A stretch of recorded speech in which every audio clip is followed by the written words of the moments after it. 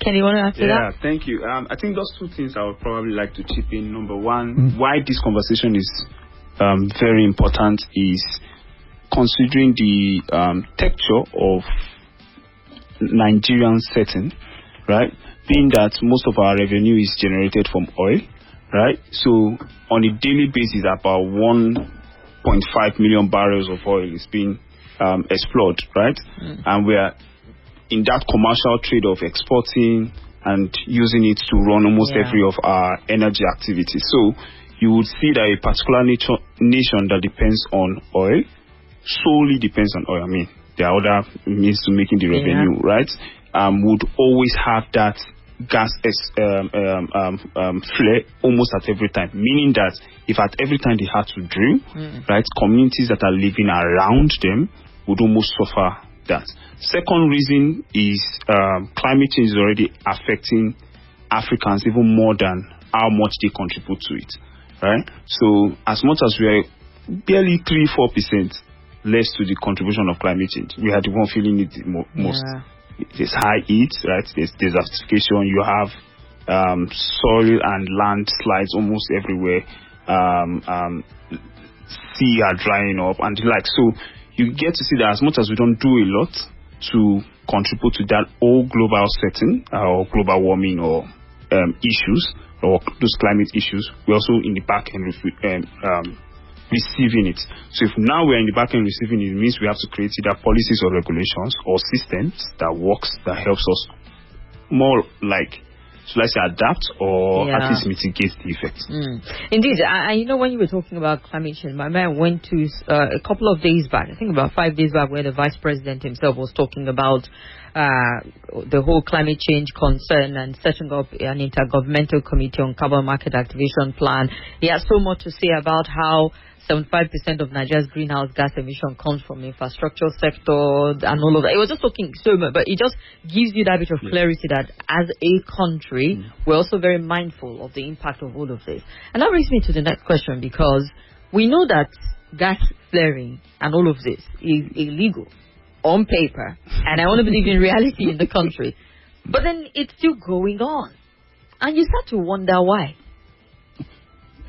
If the government itself is telling you, we understand that we contribute so much and this is happening, why is the regulation still weak around, implementing zero gas flaring at the end of the day, or zero gas emission?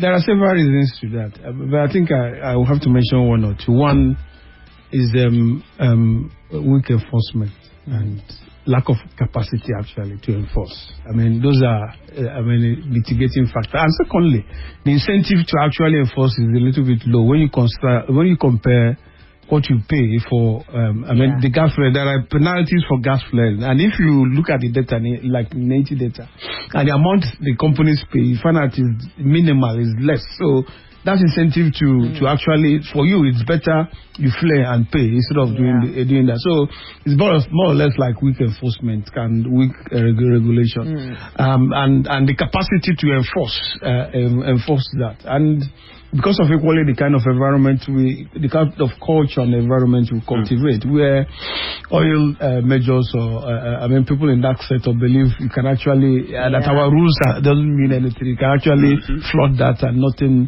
It boils down to a society where we operate a society is actually impunity thrives more than anything, because after all, nothing will happen to you. I think another way to look at it is how, as a country, we can balance industrialization or development with challenges, right? So Nigeria is often referred as part of the, let's say, developing countries, right?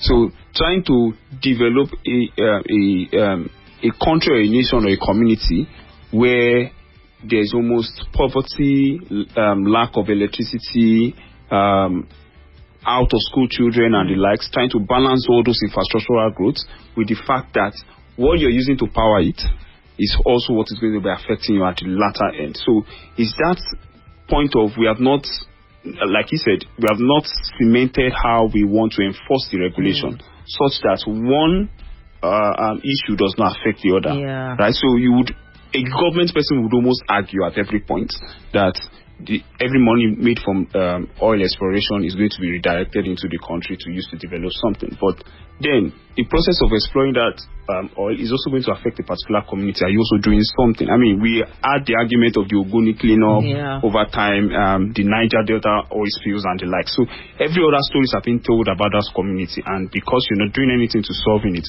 or the complaints are not even held accountable to the point.